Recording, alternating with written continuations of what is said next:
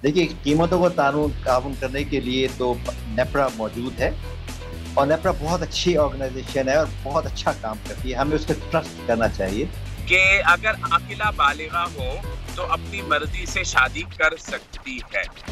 इसमें दो पहलू हैं मद्देनजर रखने के। एक ये है कि जो मौजूदा मुआशरे का बिगाड़ है, लड़कियां भाग जाती हैं लड़कों के साथ और फिर माँ बाप की इज्जत को तार तार करके रेंज से आउट हैं इस दफ़ा जानवर। अब कफील हमें ये बता रहे हैं, कफील बहुत शुक्रिया। अब आप जाएं मंडी तो आप भी ज़रा बजट बढ़ा के जाइएगा क्योंकि महंगाई बहुत बढ़ चुकी है। जानवर आपके पिछले साल के बजट में तो नहीं आने का।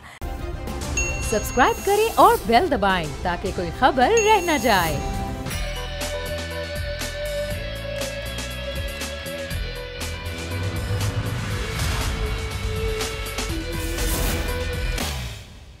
बिस्मिल्लाहिर्रहमानिर्रहीम, अस्सलाम वालेकुम। प्रोग्राम में मैं सुमैया रिजवान आपको खुश आमदीद कहती हूँ। नाजरीन, इन दिनों हमारा मुल्क फिर से गर्दाब में है। सियासी इंतशार, आईनी पेचीदगियाँ और मुआशी बहरान नई हुकूमत के क़याम के बाद से नए नए मसाइल को जन्म दे रहा है। 1970 में सिर्फ एक मुल्क की मईशत का हुजम $1 खरब से ज़्यादा था। आज 15 ममालिक इस सफ़ में शामिल हो चुके हैं। अरबों इंसान गुर्बत की लकीर से ऊपर खींचे जा चुके हैं। वियतनाम हो, बांग्लादेश और जनूबी अफ्रीका जैसे ममालिक तरक्की की दौड़ में तेज़ी से आगे बढ़ रहे हैं, मगर पाकिस्तान के मौजूदा हुक्मरान वही घिसे पिटे पुराने किस्से कहानियां सुनाकर रोज़ आवाम को महंगाई के बोझ तले दबाते ही चले जा रहे हैं। वफाकी वज़ीर ख़जाना मिफ्ता इस्माइल ने कहा था कि वो यकीन दिलाते हैं कि अगर आलमी सतह पर तेल सस्ता हुआ तो पाकिस्तान में जो कर सकते हैं वो करेंगे। इस वक्त नाजरीन, आलमी मंडी में खाम तेल की कीमतों में मुसलसल कमी हो रही है। अभी जो खाम तेल की कदर है वो मजीद $2.99 से कम होकर अब $103.20 पर आ गई है। मगर मिफ्ता इस्माइल ने अब शायद गलती से काले रंग की ऐनक पहन ली है, जो उनको ये कमी नजर ही नहीं आ रही। कराची वालों पर महंगाई का सबसे बड़ा अजाब मुसलत करने की तैयारी भी की गई है। अगले माह का जो बिजली का बिल आएगा वो शहर कायद के शहरियों पर बिजली बनकर गिर सकता है कि इलेक्ट्रिक ने फिर फ्यूल एडजस्टमेंट का रोना धोना शुरू कर दिया। मई के लिए फी यूनिट $11.34 इजाफे का मुतालबा किया गया है। नाजरीन, सियासी अदम इस्तेहकाम दीमक की तरह मईशत को चाट रहा है। तिजारती खसारा बढ़ता जा रहा है। ज़र मुबादला के ज़खायर तेज़ी से कम हो रही हैं। रुपए की कदर इन्हीं हालात की वजह से गिरती ही चली जा रही है। क्या मुल्क और हुकूमत दोनों इसी तरह से चलते रहेंगे? अगर आप मौजूदा तमाम मसाइल के जिम्मेदार माजी की हुकूमत को ठहरा रहे हैं तो फिर ऐसे हालात में नई हुकूमत बनाने का फैसला किया ही क्यों गया था? क्या इमरान खान का यह बयानिया नैब इस्लाहात के बाद दुरुस्त साबित हो चुका है कि नई हुकूमत का क़याम सिर्फ और सिर्फ पुराने करप्शन के बचाने के लिए किया गया था? और अगर अब तक अवामी मफाद और हुकूमत के ज़ाती मफादात का मवाजना किया जाए नाजरीन, तो क्या सिर्फ आवाम को महंगाई और महंगाई जबकि लोगों को NRO 2 का तोहफा दिया गया है? ये सवाल वो हैं जो आवाम आपसे कर रही है। और वज़ीर आज़म शहबाज शरीफ ने अभी कुछ ही देर पहले नून लीग के सेनेटर से जो गुफ्तगू की है वो मैं आपको सुनवाना चाहूँगी। आप पहले वो सुनिए, फिर बात करते हैं। जी, आपने सुना वज़ीर आज़म शहबाज शरीफ ने क्या कहा। अब इस तमाम तर सूरत हाल पर हम बात करेंगे। हमें ज्वाइन कर रहे हैं सीनियर सहाफ़ी हैं, तज़ियाकार इमरान रियाज खान साहब। बहुत शुक्रिया इमरान आपके वक्त का। वज़ीर आज़म ने कहा कि हमारा जो मकसद था वो सियासत बचाना नहीं बल्कि रियासत बचाना था, इसीलिए हमें वो मुश्किल फ़ैसले करने पड़े जो हम नहीं करना चाहते थे। तो आपको लगता है ये मुश्किल फ़ैसले जिनको नाम दिया गया है ये करने के बाद अब रियासत बच गई है? देखिए, इसको क्लियर करने हैं। जो अंडर 19 टीम वो कह रहे हैं पाकिस्तान तरीके इंसाफ को, और जिस टीम को वो कह रहे हैं, जी मेरी आवाज आ रही है? बिल्कुल, वो तो अंडर 12 तक कह रहे हैं। चले अंडर 12 कह लें। हाँ। जिस टीम को वो ये कह रहे हैं, ये दोनों भाई मिलकर कई मरतबा इक़्तिदार में आए, लेकिन इन दोनों भाइयों के नसीब में कभी ऐसे 2 साल नहीं आए लगातार जब ग्रोथ 6% तक हुई हो, कभी नहीं आए। यानी अंडर 12 भी इनसे ज्यादा बेहतर निकले, डूब के मरने का मुकाम है। नंबर 2, जिनको ये मुश्किल फैसले कर रहे हैं ना, इनके पास पैसे ही नहीं अब मुल्क चलाने के लिए। क्योंकि न्यूट्रल को ये समझाया था इमरान खान ने कि बड़ी मुश्किल से इकोनॉमी खड़ी हुई है, हम पब्लिक को रिलीफ दे रहे हैं और अब मेरे पास पैसे इकट्ठे हो रहे हैं, रेवेन्यू भी अच्छा कलेक्ट हो रहा है, तो मुझे जरा पब्लिक के साथ उनको रिलीफ दे के ये 1-1.5 साल हम बेहतरी ले आएंगे। लेकिन वो तजर्बा क्योंकि करना था नागुज़ीर था, और अब सारी बात खुल गई है। PMLN वाले खुद कह रहे हैं कि उनको खतरा था कि अगर अगला आर्मी चीफ उनकी मर्जी का ना आया तो उनके लिए अगले आर्मी चीफ का टन्योर भी बहुत मुश्किल हो जाएगा। जनरल बाजवा के लिहाज से वो कुछ हद तक कंफर्टेबल हैं अपोजिशन के लोग, लेकिन उन्हें खदशा था कि कोई ऐसा आर्मी चीफ आएगा जो उनके लिए मुश्किलात पैदा हो सकती हैं आने वाले वक्त। बात भी करेंगे मजीद प्रोग्राम में, लेकिन यहाँ एक ब्रेक लेंगे। Stay with us.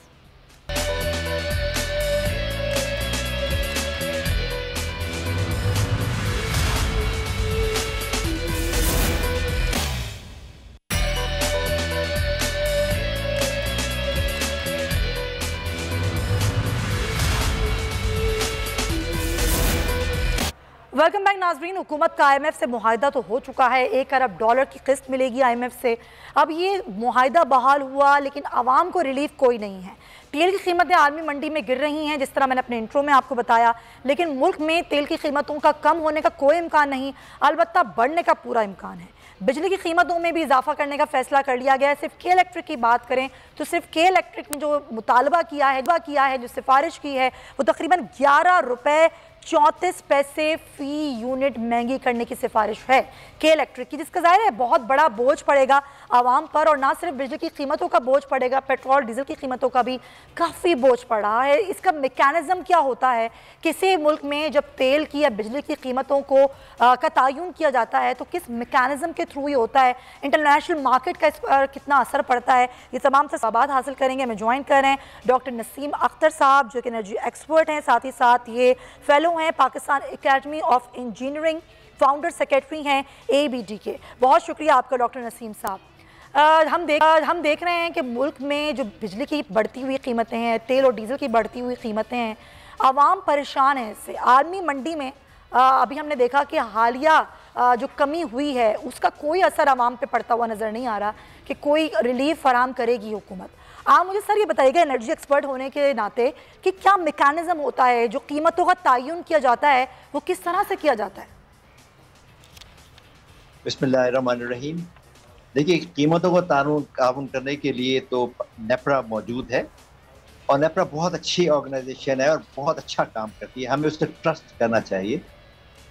नेपरा देखती है कि जो अवाम है वो पिसे नहीं, जो पैसे लगाने वाला है उसके पहले पैसे पूरे वापस हो जाएं और बिजली हर वक्त आवाम को मिले।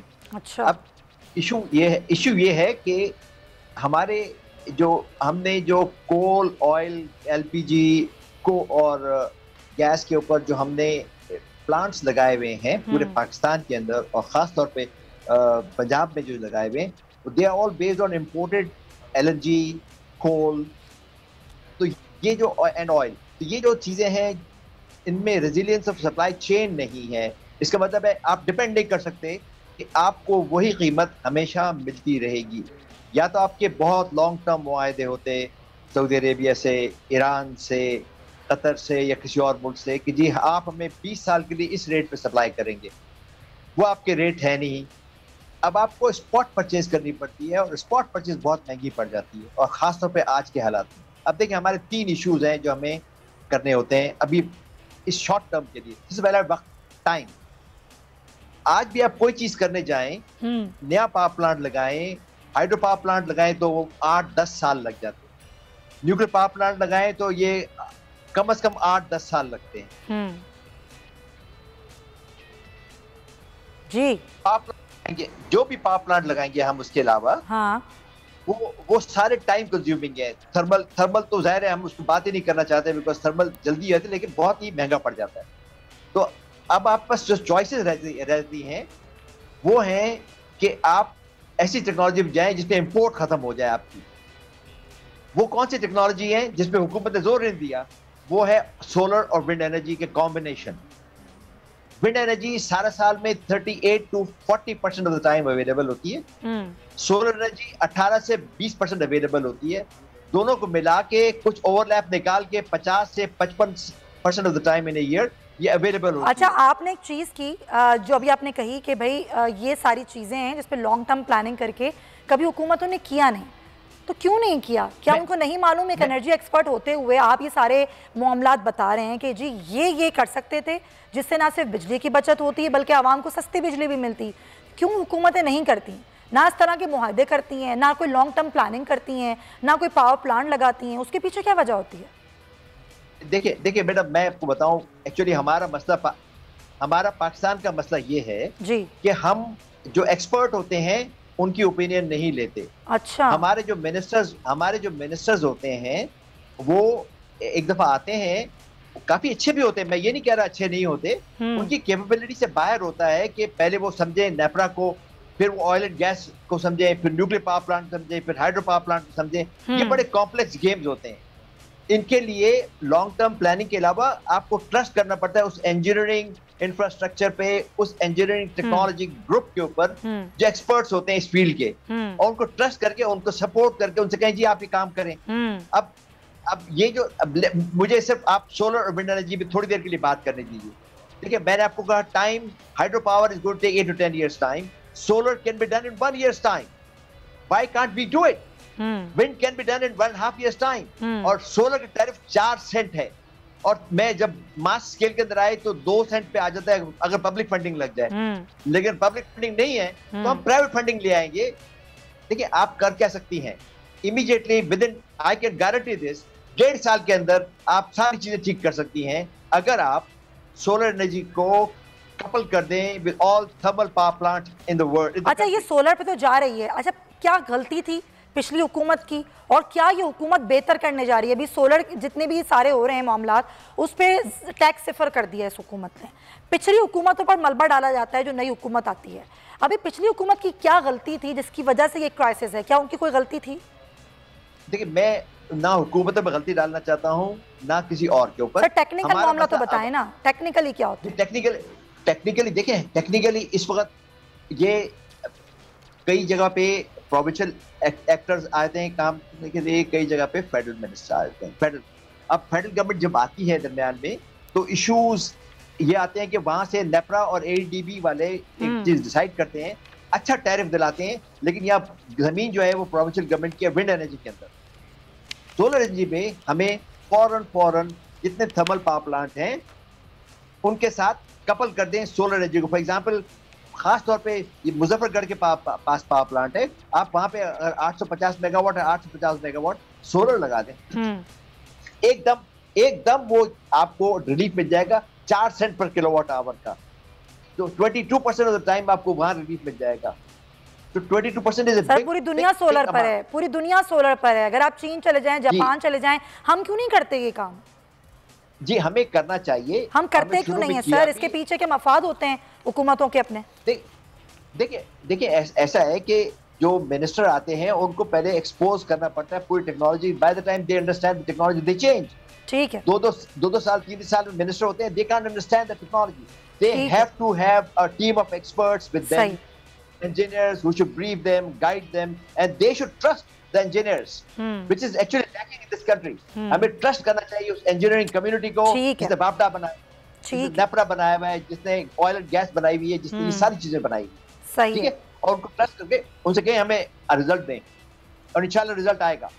सही है, ठीक है, ये आपका एक आपका ये सजेशन है। बहुत शुक्रिया आपका डॉक्टर नसीम अख्तर साहब हैं कि ट्रस्ट डेफिसिट है जो कि मिनिस्टर्स नहीं करते एनर्जी एक्सपर्ट्स पर, इंजीनियर्स पर, उनके साथ बैठे हैं मिलकर, कोई ना कोई राह ज़रूर निकलती है। पूरी दुनिया सोलर पर है लेकिन हम सोलर पर नहीं हैं। हम महंगी बिजली बना रहे हैं जिसका खुमियाजा आवाम को भुगतना पड़ रहा है। तो यकीनन हुकूमत को चाहिए कि वो कोई लॉन्ग टर्म प्लानिंग करे बजाय एक दूसरे पर इल्ज़ाम डालने के, क्योंकि जो नई हुकूमत आती है वो पिछली हुकूमत पर इल्ज़ाम डाल के आगे बढ़ जाती है। ये किसी मसले का हल नहीं है। खैर आगे बढ़ेंगे, दुआ जहरा केस की बात करेंगे जिसमें मामला हम देख रहे हैं उलझता ही चला जा रहा है। पहले सिंध हाई कोर्ट का ये सारा मामला था, फिर दुआ जहरा के वालिद ने सुप्रीम कोर्ट से रुजू किया। अब सुप्रीम कोर्ट ने दुआ जहरा केस निपटा दिया, दरख्वास्त खारिज कर दी और ये कहा कि जो मुतालिका केस है हमारे दायरे इख्तियार में नहीं आता। लड़की ने एक दफ़ा बयान दे दिया है कि मैं नहीं रहना चाहती, मैं अपनी मर्ज़ी से शादी करके गई हूँ, तो फिर ये केस वैसे ही नहीं बनता। मेडिकल बोर्ड की तश्कील की उन्होंने कहा कि मुनासिब फोरम से रुजू किया जा सकता है और उम्र का जो तयन है उस रिपोर्ट को भी चैलेंज किया जा सकता है। ख़ास तौर पे जो शेल्टर होम भेजने की दरख्वास्त थी वो दुआ जहरा के वालिद ने वापस ले ली है। अब ये मामला क्या पेचीदा हो गया है या फिर ये क्लियर हो गया है, इसी पर हम बात करेंगे। मैं ज्वाइन करें बैरिस्टर वकास अब्रेस खान साहब, उनसे हम बात। साहब बहुत शुक्रिया आपके वक्त का। जब से दुआ जहरा केस आया एक अजीब बेचैनी जो है वो फैल गई। ज़ाहिर तमाम लोगों में कि किस तरह के वाक़यात हो रहे हैं। लड़की की उम्र का तयन करने के लिए पहले मेडिकल बोर्ड बैठा, फिर उस पर भी बातें की गई कि अगर मेडिकल बोर्ड ने ही फैसला करना है कि बच्चे की उम्र क्या है तो फिर हमें नादरा के रिकॉर्ड की क्या ज़रूरत है। हम क्यों ही अपने रिकॉर्ड्स बनवाते हैं, अपने बच्चों के नादरा से डॉक्यूमेंटेशन कंप्लीट करते हैं। फिर आज जो सुप्रीम कोर्ट ने दरख्वास्त खारिज की है, क्या कानून कहता है कि अगर कम उम्री की शादी हो रही है और वो लड़की की अपनी मर्जी से हो रही है, घर वाले नहीं चाहते हैं, तो फिर कानून इस पर हमारा क्या कह रहा है, पाकिस्तान का कानून क्या कहता है?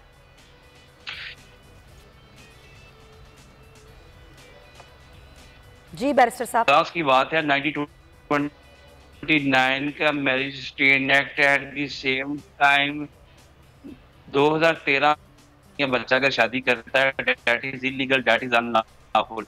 और यार इस्लामाबाद हाई कोर्ट की जजमेंट है, बाबर सत्तार साहब की 2020 की तारा बीबी केस के अंदर जजमेंट है कि कोई भी बच्चा या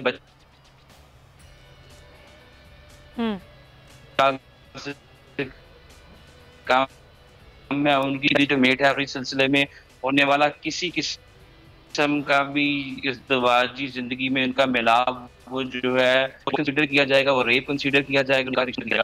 कवानीन तो मौजूद है। दूसरी जो इसके अंदर इम्पोर्टेंट बात थी, आज का जो केस था जिसकी hearing supreme court of Pakistan Karachi registry में हुई, उसमें जो एक इम्पोर्टेंट का फैसला था जिसमें किडनैपिंग का एलिगेशन लगाया गया था जहीद पे, किसी को किडनैप करके दुआ को यहाँ से ले गया।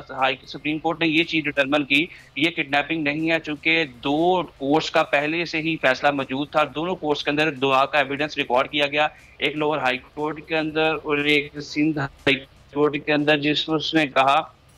लेकिन बैरिस्टर साहब, सॉरी टू कट यू, आपकी आवाज थोड़ी कट रही है। एक सवाल मैं आपसे करना चाहती हूँ बैरिस्टर साहब, एक सवाल मैं आपसे करना चाहती हूँ कि ये इस इम्कान को कैसे जो है वो दरगुजर किया जाए कि जो वालिद कह रहे हैं दुआ ज़हरा के कि जो भी बयान दे रही है दुआ ज़हरा वो सब दबाव में दे रही है, ये मामला ही कुछ और है, ये इस इम्कान को कैसे दरगुजर किया जाए? देखिए, this is very dispersing point के जो वालिद की तरफ से ये स्टेटमेंट बिल्कुल दी जा रही है, बट अनफॉर्चुनेटली जब दुआ का कोर्ट ऑफ लॉ में ओपन कोर्ट में स्टेटमेंट करवाई जाती है तो दोनों कोर्ट्स, एक लोअर हाई कोर्ट के अंदर भी और सिंध हाई कोर्ट के अंदर भी, दोनों दफा उसने ये कहा कि मैं अपनी आजाद मर्जी के साथ फ्री कंसेंट के साथ जहीर के साथ गई हूँ, लिहाजा ये किडनैपिंग नहीं है, मैंने अपनी मर्जी से शादी की है। इसके दो एस्पेक्ट्स हैं, एक तो हमारा कानूनी एस्पेक्ट है, दूसरा जो एस्पेक्ट है हमारा सोशल एस्पेक्ट है कि एक बच्ची जो घर की दीवारें फैलाती है या अपने माँ बाप की पगड़ियों के शिमलों को दागदार करके किसी के साथ भागती है, मैं समझ दो काबिल अफसोस है, काबिल मजम्मत है। और हमने अपनी कचहरी लाइफ के अंदर इस तरह के रिश्तों को कभी भी मुकम्मल हुए ये बिल्कुल आप सही कह रहे हैं, कभी कामयाबी नहीं मिल सकती माँ बाप का दिल दुखा के या उनको रुला के। ये इस चीज को फरोग भी है कि लड़कियां अगर अपने घरों से भाग के अपने माँ बाप की मर्जी के खिलाफ शादियां कर रही हैं तो ये कोई बहुत अच्छा अमल है। लेकिन शरीयत क्या कहती है, ये तो हमने, कानून क्या कहता है पाकिस्तान का, ये हमने जाना। बैरिस्टर साहब हमारे साथ मौजूद हैं, हमें ज्वाइन करें मुफ्ती आबिद साहब, उनको भी हम खुशामदीद कहते हैं अपने प्रोग्राम में, क्योंकि शरीयत इस हवाले से क्या कहती है ये भी जानना बड़ा ज़रूरी है। मुफ्ती साहब बहुत शुक्रिया आपके वक्त का। अब शरीयत क्या कह रही है कि एक लड़की, अब वो खैर ये तो ये अलग ही मामला हो गया, बालिग है कि वो नहीं है, माँ बाप कहते हैं कि वो नहीं है, लेकिन मेडिकल रिपोर्ट ये कह रही है कि वो बालिग है। अगर एक लड़की बालिग है, चलें इस तरह बात कर लेते हैं, और वो अपना घर से भाग के अपनी माँ बाप की मर्जी के खिलाफ शादी करती है, तो शरीयत इस पर क्या कहती है?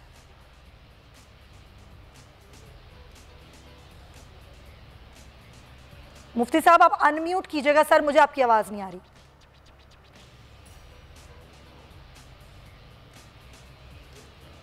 मुझे मुफ्ती साहब आवाज नहीं आ रही है, आपको रिकनेक्ट करते हैं। अगर आपका माइक म्यूट है तो आप उसको अनम्यूट कर दें। लेकिन ज़ाहिर है मैं जानना ये चाह रही हूँ कि एक तो पाकिस्तान का कानून क्या कह रहा है कि अगर कोई लड़की अपनी मर्ज़ी से भाग के शादी कर रही है तो क्या उसके माँ बाप का उस पर कोई हक़ नहीं रहता? क्या वो कुछ भी नहीं कहीं जाकर अदालतों में लड़ सकते, कुछ कह सकते? लड़की ने कह दिया कि मैंने अपनी मर्ज़ी से शादी की है तो माँ बाप का उस पर हक़ ख़त्म हो गया, जिन्होंने पाल पोस के बड़ा किया अब उनका कोई हक़ नहीं है। और शरीयत इस पर क्या कहती है, तो ये भी मैं जानने की कोशिश कर रही हूँ। मुफ्ती आबिद साहब ही कनेक्ट हो गए हैं। जी मुफ्ती साहब आप क्या कह रहे थे? जी बिस्मिल्लाहिर्रहमानिर्रहीम। मेरी बहन, शरीयत मुताहरा इस बारे में बड़ी क्लियर है। अन्निकाहु यनअक़िदु बिल इजाब वल क़बूल, निकाह मुनक़िद हो जाता है इजाब व क़बूल से, व यशहदु बिशाहिदैन आक़िलैन बालिग़ैन, और दो गवाहों की मौजूदगी में। जहां तक ये बात है कि बगैर इज़्ने वली के शादी होती है या नहीं, यानी सरपरस्त की इजाजत के बगैर निकाह होता है या नहीं, तो फुक़हाए अहनाफ ने ये तस्रीह की है जी जी बिल्कुल कि अगर आकिला बालिगा हो तो अपनी मर्जी से शादी कर सकती है। इसमें दो पहलू हैं मद्देनजर रखने के। एक ये है कि जो मौजूदा मुआशरे का बिगाड़ है, लड़कियां भाग जाती हैं लड़कों के साथ और फिर माँ बाप की इज्जत को तार तार करके कि कल जो है वो बाप किसी को मुंह दिखाने के काबिल नहीं रहता, लोग उसको कहते हैं तेरी बेटी तो भाग गई। देखिए इसी तरह माँ भी माशरे में जी नहीं पाती कि तुमने कैसी तरबियत की कि तुम्हारी बेटी तो फलां के साथ भाग गई। तो ये जो पहलू है ये तो बहुत सारे मुहर्रमात का मजमुआ है, यानी उसने माँ का दिल तोड़ा ये हराम, बाप का दिल तोड़ा ये हराम, माशरे में उनको बेइज्जत किया ये हराम, इतने सारे मुहर्रमात हैं। और उसके बाद जिन माँ बाप ने उसको पाला पोसा बड़ा किया और उसकी तालीम और तरबियत का ख्याल रखा, अब जो है उसको 2 दिन के बाद जो है वो एक नया आदमी अच्छा लगने लगा और माँ बाप से उसको नफरत हो गई और वो कहती है कि मैं इनके साथ नहीं जाऊंगी, मैं उसके साथ ही जाऊंगी। ये जो माशरे का बिगाड़ है यकीनन ये फहाशी, ये उरियानी, ये बेहयाई का माहौल, इसको जाहिर है हम कभी भी इसकी हौसला अफजाई नहीं कर सकते। बिल्कुल आप सही कह रहे हैं मुफ्ती आबिद साहब, बहुत शुक्रिया, खास आपके भी वक्त का बहुत शुक्रिया। ये नहीं हो सकता कि माँ बाप अपने बच्चों को पाल पोस के बड़ा करें और उसके बाद वो उन्हीं की इज्जतों को रोनते हुए उन्हीं के मर्जी के खिलाफ पूरी दुनिया में उनकी इज्जत का जनाजा निकालें और उसके बाद हम बैठ के बड़ी खुशी से उनके इंटरव्यूज़ करें और हम ये बताएं कि बहुत अच्छा काम किया अगर तुमने भाग के शादी कर ली। हम बिल्कुल इस चीज़ को फ़रोग नहीं दे रहे और ना ही इस चीज़ को फ़रोग देना चाहिए और ना ही किसी भी ऐसे अमल की हौसला अफजाई करनी चाहिए। ये हमारे माशरे का तरीक़ाकार नहीं है। खैर आगे बढ़ते हैं और ज़ाहिर है अब मवेशी मंडियाँ सज चुकी हैं सुन्नत इब्राहिमी के लिए। अब जो ख़रीदार हैं वो मवेशी मंडियों का रुख कर रहे हैं, लेकिन जिस तरह महंगाई है पूरे मुल्क में इसका असर मवेशी मंडियों पर भी पड़ रहा है। तो क्या ख़रीदार हैं मवेशी मंडी में या नहीं? हमारे नुमाइंदे इस वक्त कराची की मवेशी मंडी में मौजूद हैं, कफ़ील अहमद, हम उनसे बात करते हैं। कफ़ील बताइए, कराची मवेशी मंडी में आप मौजूद हैं, कैसा मंजर है? ये ख़रीदार हैं या अगर हैं भी तो जानवर उनकी मर्ज़ी के मुताबिक उनके बजट में है यहाँ पर? देखिए इस वक्त मवेशी मंडी के अंदर जानवर तो बड़ी तादाद में मौजूद भी है और कुछ जगहों पे ताहाल अभी भी टेंट जो है कुछ खाली है। उसकी वजह बताई जाती है कि जानवर यहाँ लाए जाएंगे। एक पहले मैं आपको दिखाऊँ कि ये बड़ा खूबसूरत सुल्तान का ये जानवर है और अगर थोड़ी इसकी जिस्मानी साख दिखा सके तो खासा हैवी जानवर है और ये बताया जाता है कि इसमें 8 से 9 मन जो है वो गोश्त होगा। इसकी जो डिमांड की जा रही है वो तकरीबन 8 से 9 लाख रुपए। एक यंग बायर मौजूद है जो बड़ी मुश्किल से मुझे इस मंडी में मिला है, मैंने बहुत दूर के बाद यहाँ मिला है। अली उनका नाम। अली, क्या रेट लगा रहे हैं, क्या आपकी प्राइस है, क्या रेंज है, कुछ बताएंगे क्या अब तक लग रहा है यहाँ पर? भाई मसला सारा ये है, इस बार महंगाई इतनी हो चुकी है, बिल्कुल जो है वो रेंज में आपको जानवर मिल रहा नहीं है।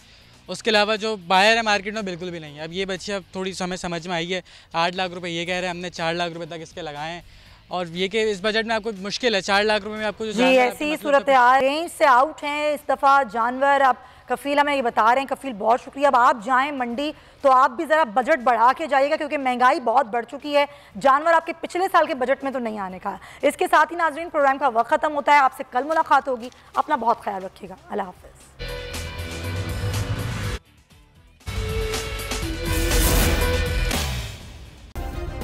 सब्सक्राइब करें और बेल दबाएं ताकि कोई खबर रह न जाए।